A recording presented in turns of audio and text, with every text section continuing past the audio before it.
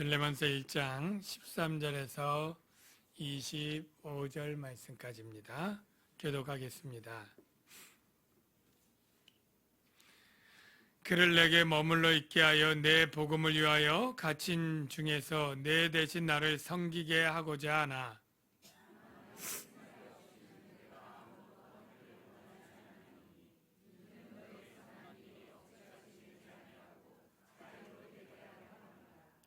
아마 그가 잠시 떠나게 된 것은 너로 하여금 그를 영원히 두게 함이리니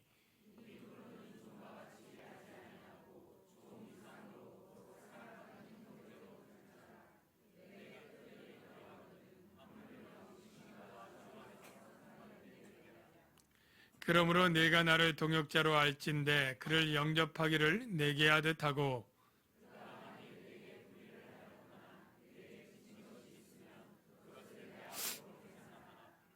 나 바울이 친필로 쓰노니 내가 갚으려니와 네가 이 외에 내 자신이 내게 빚진 것은 내가 말하지 아니하노라.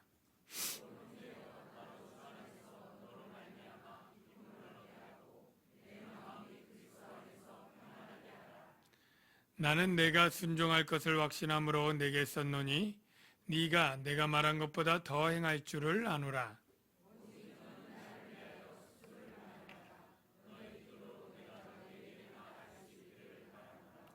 그리스도 예수 안에서 나와 함께 갇힌 자 에바브라와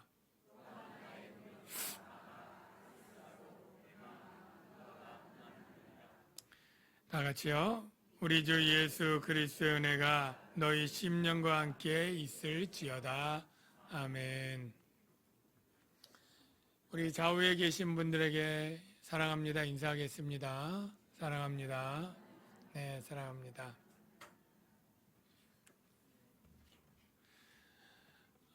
오늘 빌레몬서 이제 마지막인데요.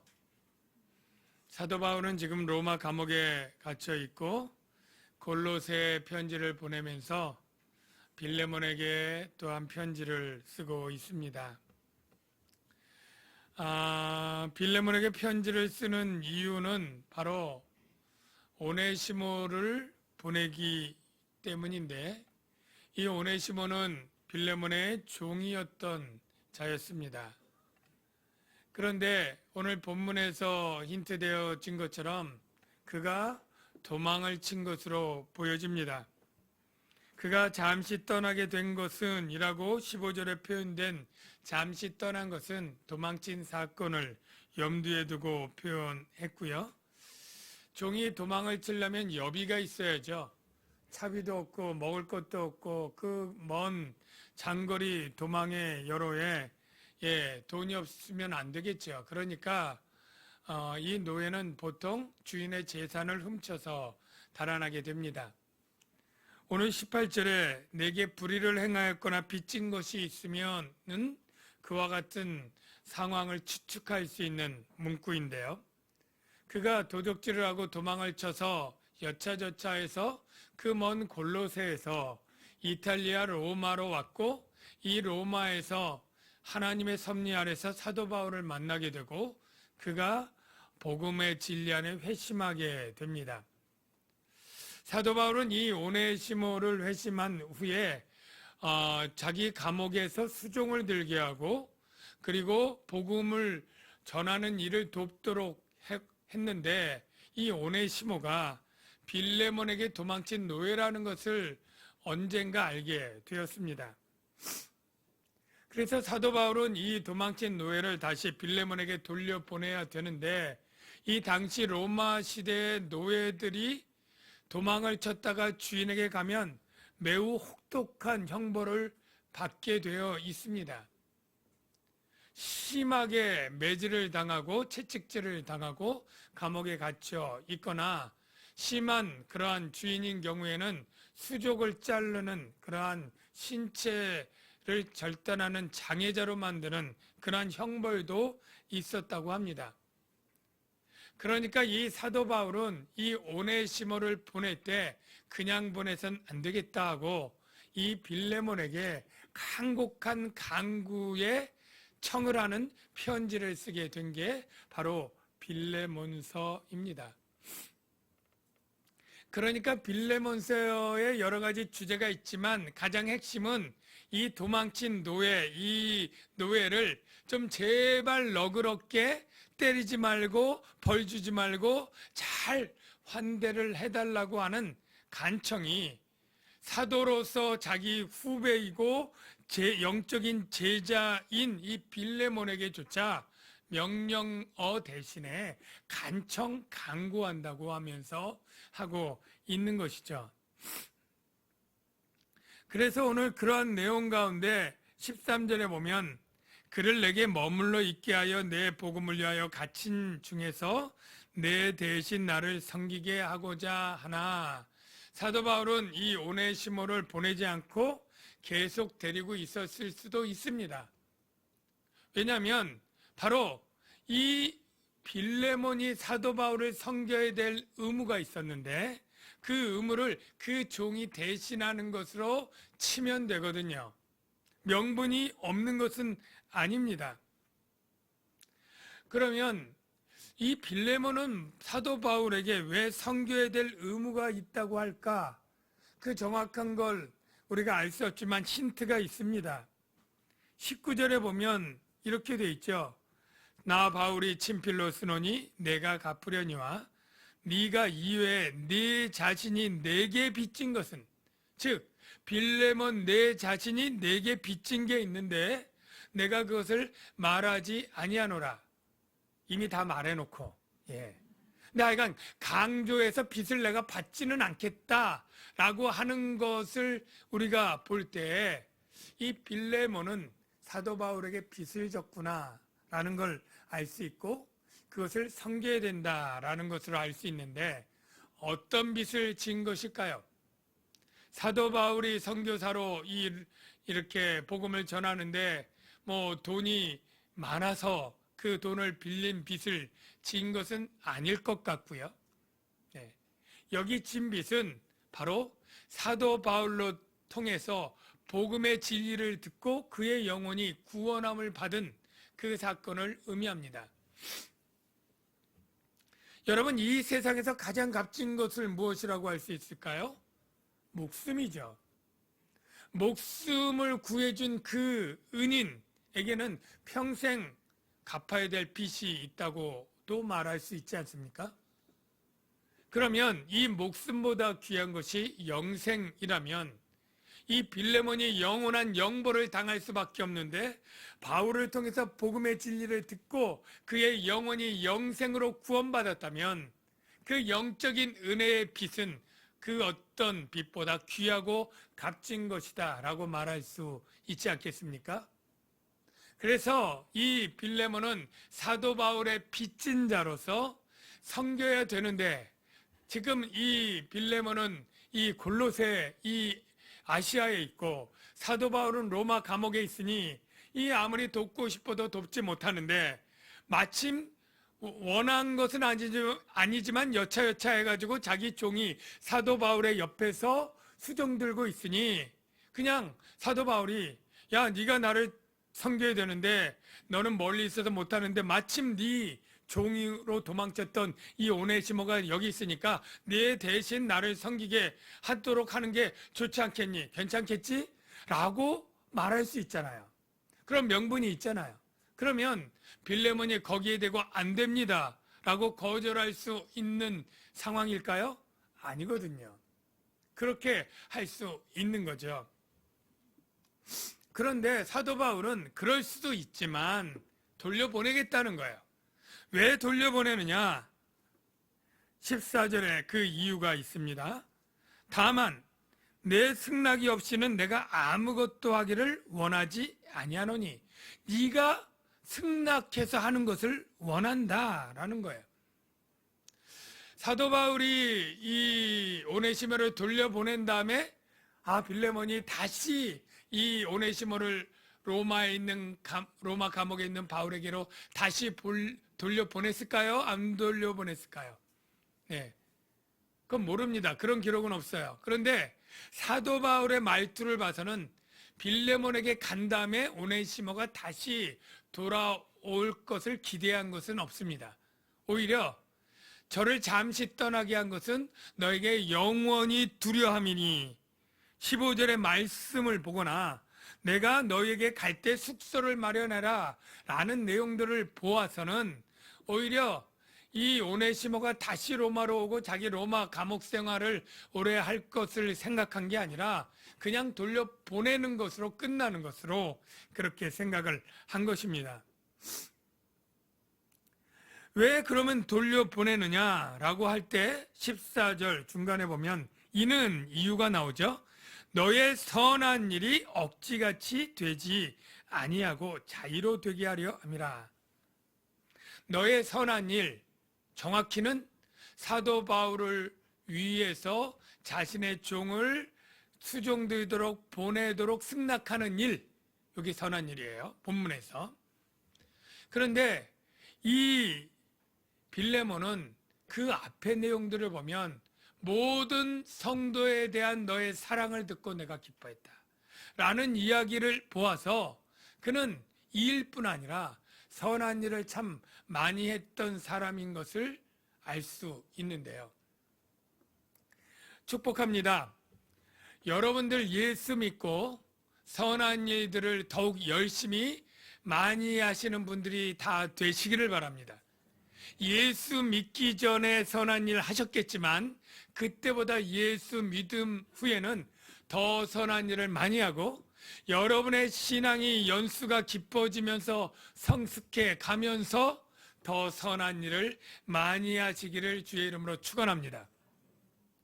선한 일을 하고 싶은데 돈이 없어서 못해요. 혹시 이런 분 계신가요? 예, 물론 돈으로 할 일도 있지만 선한 일은 사랑으로 하는 것입니다.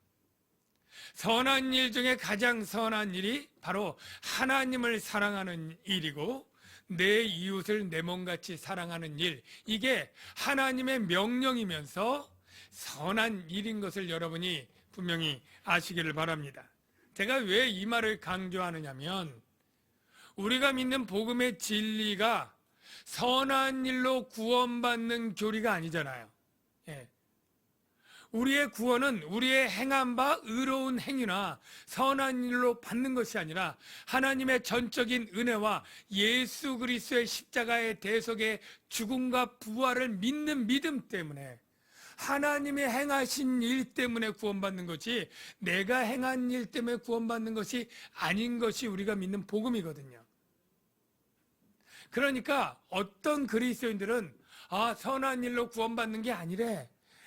우리가 은혜로 받는데 하고 참 그 복음의 진리는 한편 맞았지만 또 한편으로 우리는 선한 일 꼭 할 필요가 없어.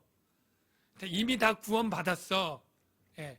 그러면서 선한 일을 안 하는 것뿐 아니라 죄악된 일을 대충 이렇게 해나가면서 살아도 구원받는 것 때문에 오히려 그리스도인들 가운데 선한 일을 하지 않는 그리스도인들이 적잖이 많다는 것입니다. 세상 사람들이 우리의 교리와 우리의 신앙을 비난할 때 쓰는 것 중에 하나가 우리가 믿는 이 구원이라고 하는 이 복음의 진리를 비난하면서 저 예수 믿는 사람들이 이렇게 교회가 타락하고 윤리적으로 무너지는 이유가 이미 구원을 받았다고 확신 가운데 살기 때문에 선한 일을 하지 않기 때문이다 라고 비난하는 비난들을 받기도 하는 거예요. 사랑하는 성도 여러분, 우리 그리스도인들은 선한 일로 구원을 받진 않지만 선한 일로 부르심을 받은 자들인 것을 여러분이 또한 아시길 바랍니다. 하나님은 우리를 구원하실 때 예수 안에서 선한 일을 위하여 부르셨다라고 분명히 말하고 있습니다. 에베소서 2장 10절을 통해 확인해 보겠습니다. 우리는 그가 만드신 바라 그리스도 예수 안에서 뭐예요?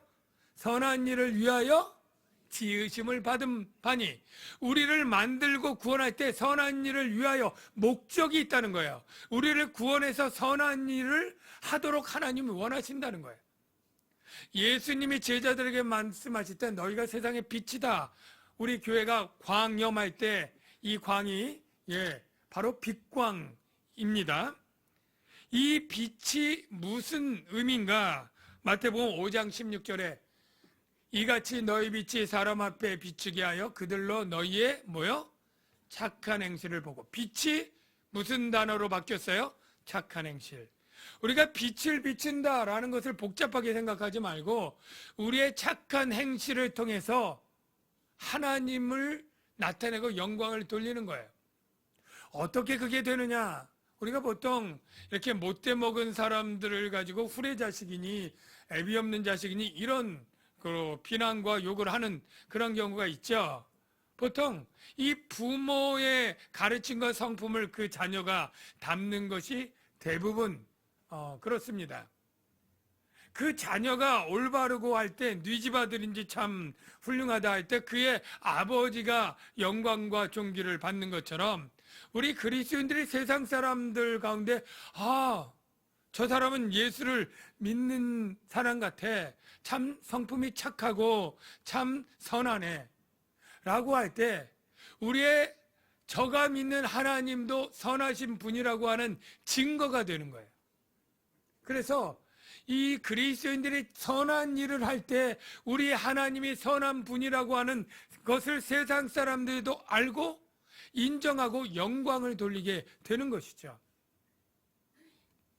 여러분들이 예수 믿고 선한 일이 더 많아지시기를 주의 이름으로 축원합니다. 그러면 선한 일이 구체적으로 뭘 해야 될까?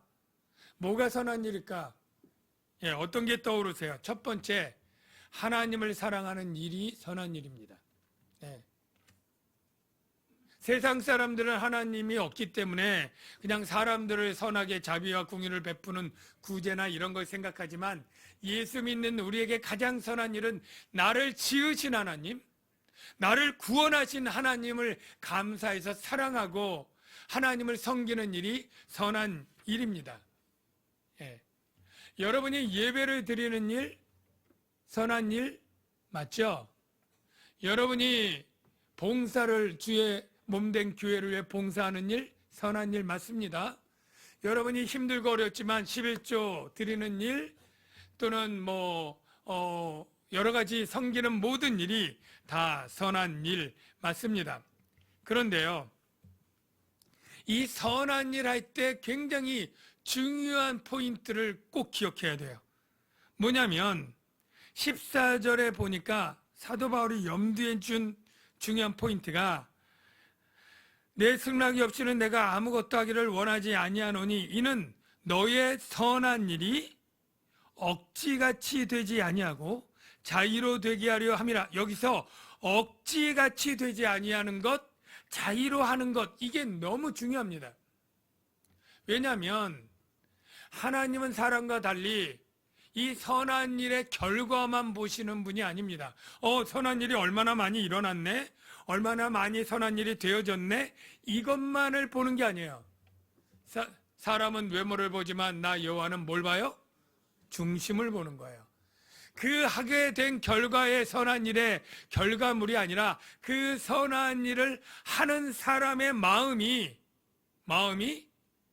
얼마나 그 동기가 하나님을 사랑함으로 하나님을 공경함으로 했느냐, 이게 더 중요한 거예요.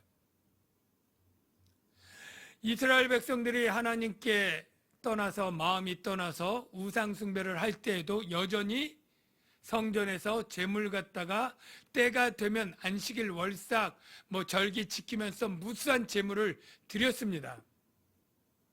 이미 마음은 하나님을 떠나 있고 공경하는 마음이 떨어졌지만 제물은 똑같이 드렸단 말이죠. 그때 하나님이 그 제물을 받으시면서 야, 너희가 이 제물 숫자 예전이나 지금이나 똑같이 나를 잘 공경하는구나 라고 그 제물을 보면서 기뻐했을까요? 제사를 빼놓지 않고 꼭꼭 드리니까 기뻐했을까요? 아닙니다.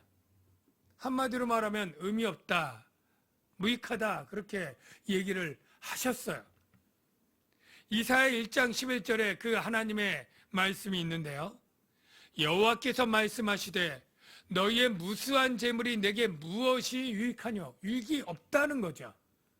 나는 숫송아지나 어린 양이나 순염새 피를 어떻게 해요? 기뻐하지 아니하노라.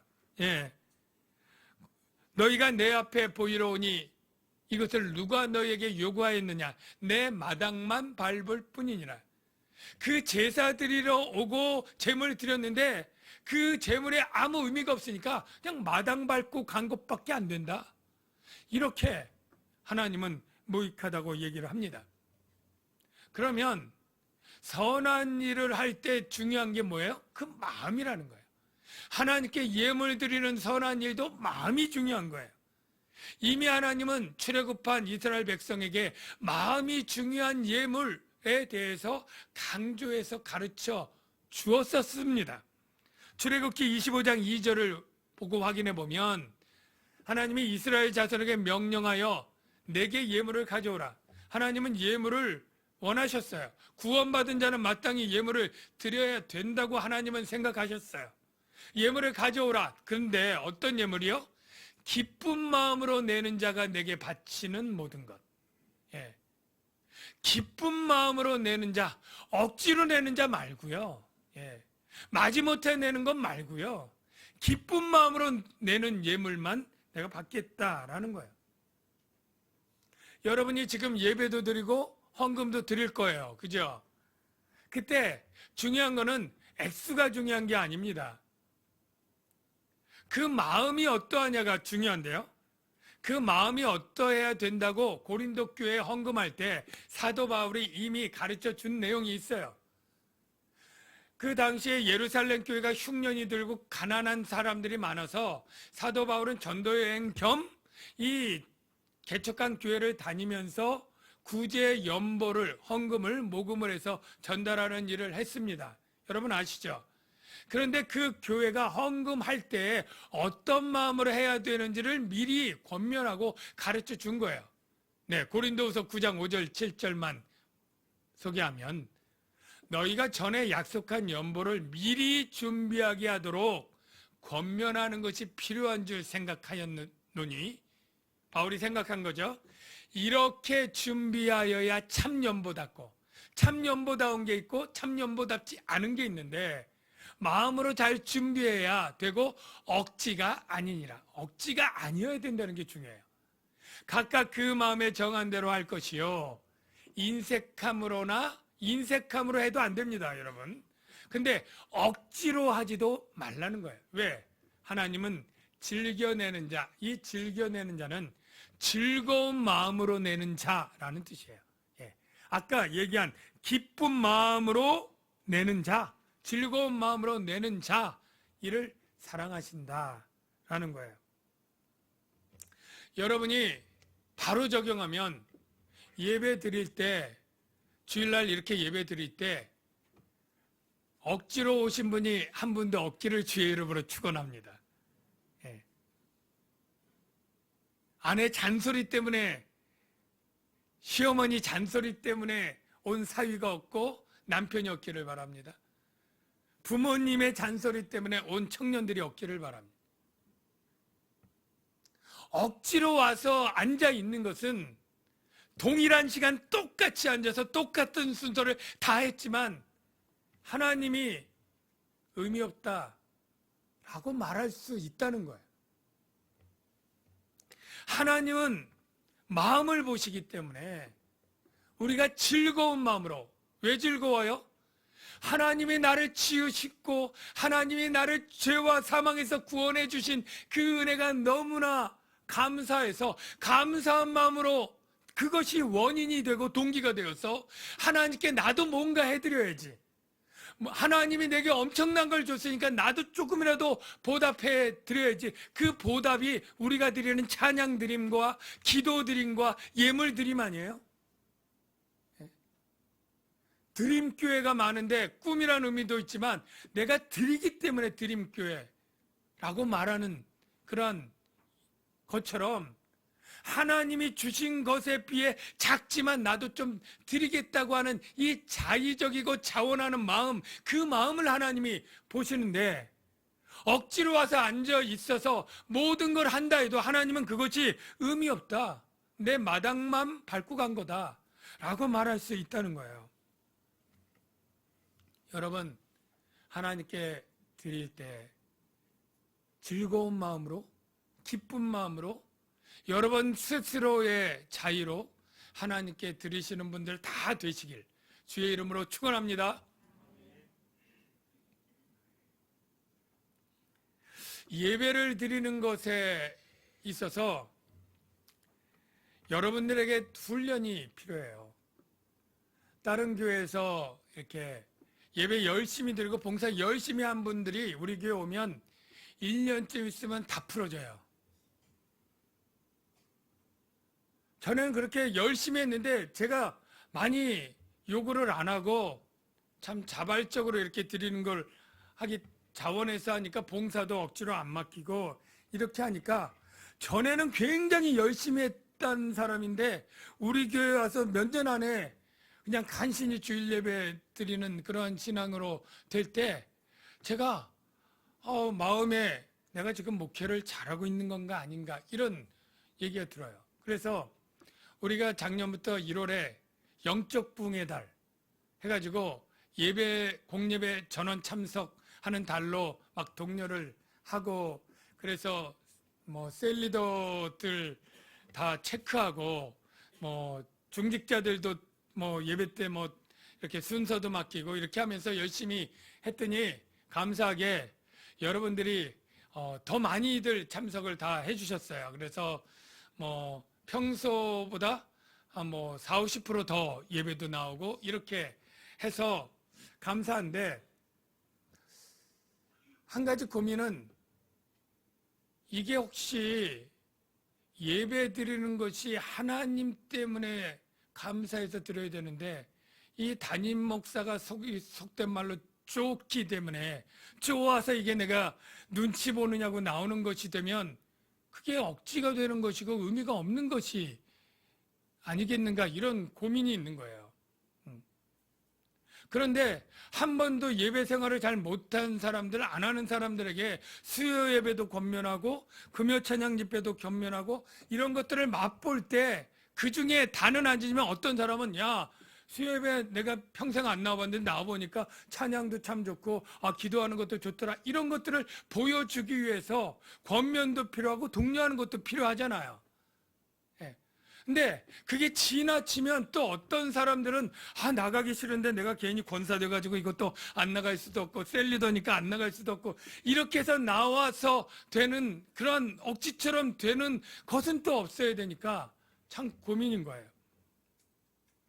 서울광영교회에서 거기는 이제 제 모교회기도 하고 본교회기도 하고 한 7, 8천 명 모이는데 거기는 저녁 예배를 드려요. 저녁 예배니까 7시에 드리니까 나중에 오후 예배도 생겼습니다만 저녁 예배 드리는 수가 7천 명인데 1,000명도 안 되는 거죠. 나중에는 1,000명이 안 될 때도 많은 것 같아요. 그러면 6천 몇백 명은 주일날 딱 예배 한번 드리게 되는 거죠. 숫자적으로 퍼센테이지로 굉장히 줄어요. 근데 그런 말씀을 하시더라고요. 조현삼 목사님께서 말씀하기를 저녁 예배 나오는 수는 적은데 아무도 내가 나오라고 하지도 않으니까 정말 나오고 싶은 사람만 나온다. 그러니까 그 예배가 숫자는 적지만 정말로 하나님께 찬양하고 싶은 사람들이 나오고 기도하고 싶은 사람이 나오고 말씀 듣기를 원하는 사람들이 나오니까 예배 분위기가 너무 좋다는 거예요.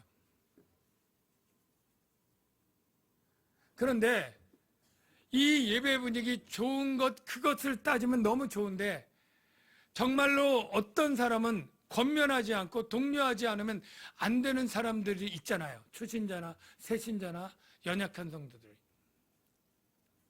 그래서 고민인데요. 여러분 달란트 시장을 우리 주일학교에서 합니다. 달란트 시장은 아는 사람들은 그 예배드리고 뭐하고 하면 달란트 모아서 나중에 선물을 살 수 있기 때문에 그 시장 앞두고 아이들이 달란트 때문에 교회를 열심히 참석을 해요. 근데 제가 생각할 때 아이들이 하나님을 사랑해서 예배드리러 나오는지 달란트를 얻기 위해서 나오는지 전자일까요 후자일까요 보면 후자가 더 강한 것 같아요. 그런데 주일학교 애들이니까 그것이 괜찮다 허용해요. 근데 우리 장년에게도 그렇다면 어떨까요? 그건 여러분들이 기분 나빠야 되는 거예요. 아니 내가 지금 신앙생활이 몇 년이고 권사고 리더고 한데 무슨 달란트 시장으로 나를 예배를 드리게 그렇게 합니까? 그렇게 유치한 방법을 씁니까? 해야 되는 거잖아요. 마찬가지입니다. 저는 여러분들이 성숙한 그리스도인으로 대우를 받기를 원하고, 제가 여러분들에게, 물론 초신자 얼마 안 된 사람에게는 이 예배가 얼마나 중요하고 찬양의 기쁨이 있고 기도가 있는 것을 권면하고 하지만, 저는 이제 수십 년 믿은 권사님 셀리더에게는 독려 안 하려고 그래요. 여러분들이 몰라서 안 나오는 게 아니잖아요. 다 아시는 거고, 내가 하면 어린 아이들에게 공부하려고 하는데 공부 좀 해라 그러면 공부하기 싫은 것처럼 여러분이 그런 마음을 가져야 돼요. 내가 알아서 예배 가려고 하는데 오늘 나와서 셀리더시니까 예배를 좀 드리시면서 세련들려 기도하십시오 라는 것이 이제 나는 성숙한 그리스도인에게 필요 없습니다. 여러분들이 하나님께 드리는 모든 일들이 성숙해져서 정말 내 스스로 기뻐서 즐거워서 드리는 것이 되어질 때 나는 여러분들에게 이러한 달란트 시장 같은 그러한 상을 걸거나 안 될 때 부끄럽도록 이렇게 회중들을 향해서 좀 찔림 맞는 설교를 하거나 그런 일이 없을 수가 있는 것이죠. 축복합니다. 하나님께 드리는 선한 일이 여러분 억지같이 되지 않고 자원하여 자유로 드리는 그러한 성숙한 그리스도인들이 다 되시길 주의 이름으로 축원합니다. 사도 바울은 이 오네시모를 보낼 때 부탁하는 게 16절에 본격적으로 나오죠. 그것은 무엇이냐면 그를 종과 같이 대하지 아니하고 사랑받는 형제로 둘자라. 그렇게 한마디로 말하면 너 종으로 도망갔다 왔으니까 두들겨 패지 말고 종으로 아주 학대하지 말고 그러지 말고 아주 사랑하는 형제로 좀 대하는데 어느 정도냐면 이렇게 얘기를 합니다. 17절에 네가 나를 동역자로 알진대, 나의 동역자의 관계를 걸고 조건부로 얘기하는 거예요. 그를 영접하기를 내게 하듯 하고. 사도 바울이 갈 때 이 빌레몬이 얼마나 환대하겠습니까? 그렇게 바울 사도를 환대하는 것처럼 네 떠나갔던 종 오네시모를 그렇게 환대하고, 또 혹시 범했을 그 오네시모가 내게 불의를 행하고 물건을 훔쳐가서 빚진 게 있으면 그거를 걔한테 닥달하지 말고 어떻게 하라고요? 18절 끝에 보니까 내 앞으로 계산해라, 내게 달아놔라.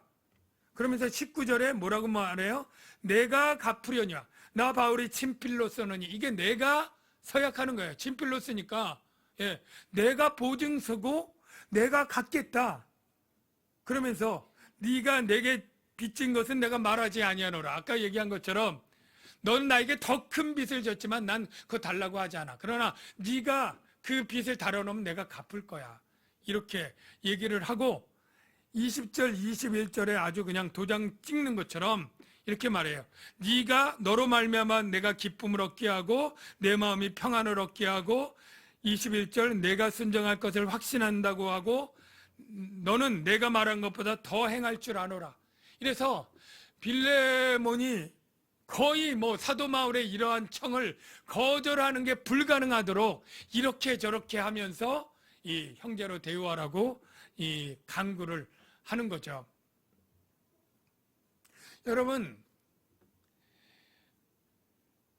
저와 여러분 예수 믿는 사람이 다 하나님을 아버지로 둔 형제라고 하는 사실을 여러분 아십니까? 네, 다 아실 줄로 믿습니다. 에베소서 2장 18절 보십시오. 이는 그로 말미암아 우리 둘이 한 성령 안에서 아버지께 나아감을 얻게 하려 하심이라. 다 아시겠지만 우리가 이 세상에 가장 친밀한 관계가 혈연 관계잖아요. 한 아버지 밑에 같은 피를 이어받은 그러한 가족이 가장 친밀하다고 얘기를 하죠.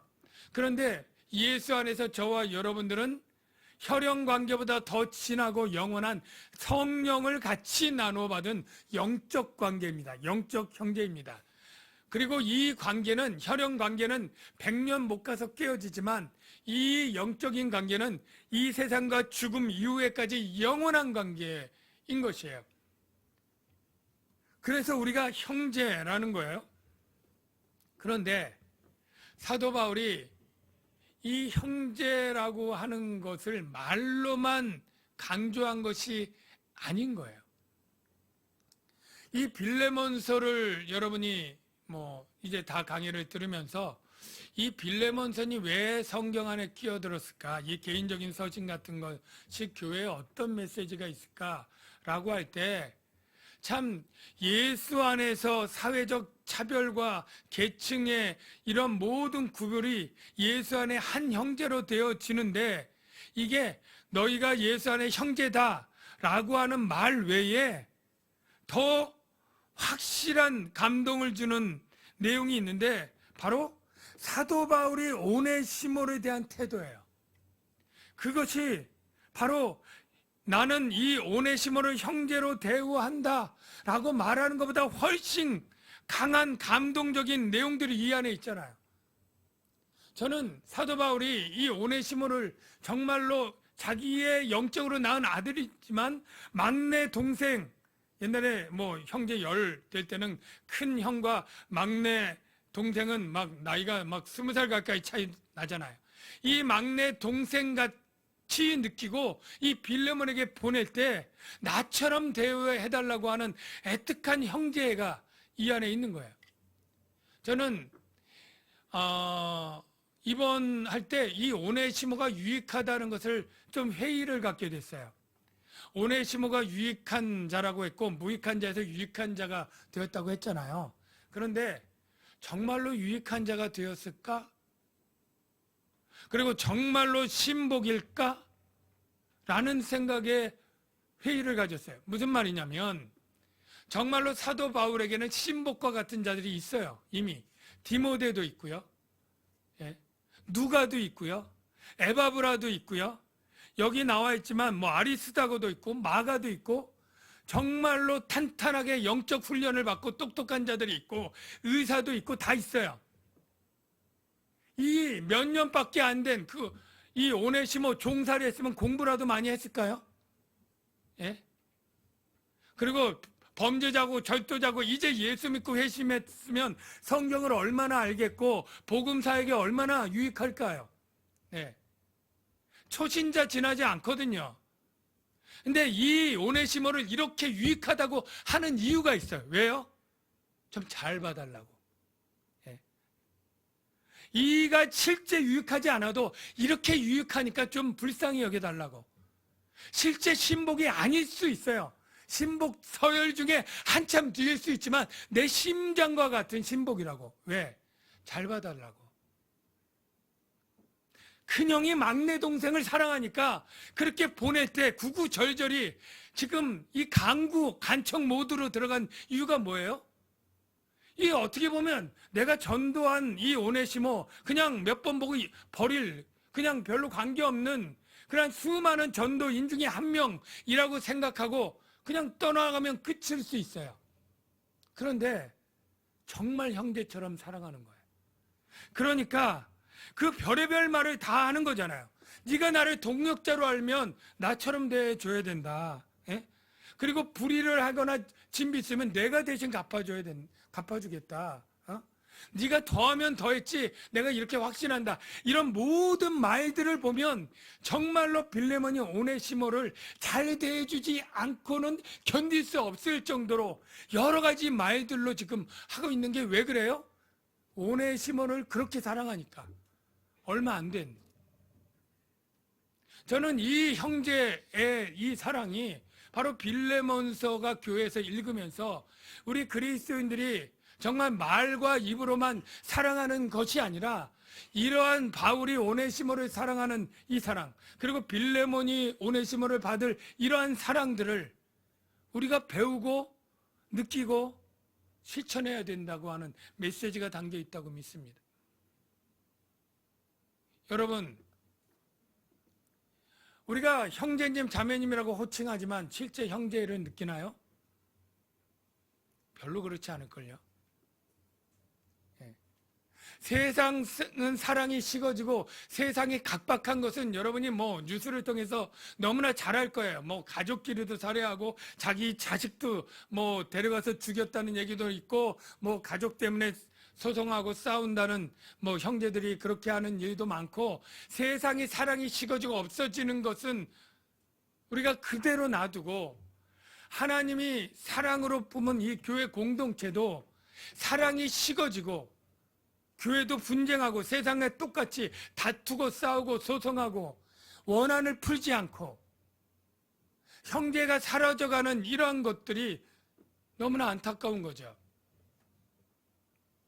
여러분, 우리가 말과 혀로만 형제여서는 안 되고 사도 바울이 오네시모를 그렇게 형제로 사랑하는 것 같은 사랑을 우리가 본받아야 될 줄로 믿습니다. 사랑은요, 형제는 그냥 구호나 외침으로 되는 게 아닙니다. 반드시 대가가 필요합니다. 사도 바울은 오네시모를 그 형제로 둘 때 어떤 대가를 치러야 됩니까? 이렇게 하지 않아야 될 빌레몬에게 간청하고 간구할 뿐 아니라 그의 모든 빚과 그의 모든 불의를 내가 대신 갚겠다고 나서는 거죠. 그냥 쉽게 형제의 공동체가 되는 것이 아닙니다. 여러분들이 혹시 성도 가운데 누군가에 대해서 미운 감정을 풀고 그리고 원한이 있고 서운한 것이 있고 상처 있으면 여러분들이 그것들을 용서하고 감수하는 그 희생과 대가를, 그 아픔을 참아내는 그것들을 감수해야 화해가 되고 형제가 돼요. 집 나간 그 둘째 아들, 아버지 유산을 일찍 유산 상속받으면서 아버지 가슴에 못을 받고 그리고 허랑방탕해서 그 사이다가 죽을 거지가 되어서 돌아올 때 그 아버지가 그에게 책망 안 하고 그냥 그 자식을 품어주는 그러한 사랑으로 아버지와 아들의 관계가 회복되는 것처럼 우리가 형제가 있는 교회가 되려면 정말로 내게 아픔을 주고 상처를 주고 한 사람들 그냥 끌어안고 하나 되는 그러한 희생과 대가, 아니면 적어도 누군가를 화해하기 위해서 예수 그리스도가 하나님과 죄인을 그 화해시키기 위해서 자신의 목숨을 대가로 화목제물로 줘서 화해시킨 것처럼 누군가를 화해시키기 위해서 내가 시간을 들이고 내가 자존심을 구겨가면서 내가 돈을 들여서 밥을 사가면서 화해시키는 이러한 대가들이 치러질 때 이 사랑의 공동체가 되어질 수 있는 것이죠. 사랑하는 성도 여러분, 교회가 세상과 구별된 것은 오직 한 가지, 사랑입니다. 세상이 교회보다 문화나 문명이 앞서 나가고 더 뛰어나고 할 때 그래도 사람들이 교회를 구별되고 교회를 찾는 이유는 세상에 없는 그것, 사랑 때문에 하나님께 오고 교회에 오는 것이에요. 여러분들이 형제를 누리는 신앙생활을 하기를 주의 이름으로 축원합니다. 우리 교회에서 하는 셀 모임은 그것이 만능이 아니고 전능도 아니지만 여러분들이 그래도 형제를 알아가고 같이 기도 제목을 나누면서 기도하면서 사랑을 배울 수 있는 장이 된다고 생각합니다. 우리 교회는 셀 모임을 잘 모여서 한 50%, 60%는 셀 모임을 잘하고 계셔요. 네, 하지 못하는 분들 사정이 있고 나름 이유도 있겠지만 사랑을 배우고 실천하고 형제를 하기에는 어려움이 많을 거예요. 축복합니다. 여러분이 기회가 되고 환경이 되는 대로 형제를 나눌 수 있는 그러한 봉사 모임 또는 셀 모임 이런 것을 하면서 여러분의 신앙생활이 참으로 하나님이 기뻐하시는 그러한 사랑하는 교회 공동체 안에서 은혜롭고 행복하게 되기를 주의 이름으로 축원합니다. 이 시간에 같이 찬양하는데요. 하나님의 사랑을 우리가 노래하면서 하나님, 내가 사랑하며 선한 일을 하며 사는 사람 되겠습니다. 그런 다짐의 기도를 같이 하면 좋겠어요. 우리 그 사랑 같이 찬양하도록 하겠습니다.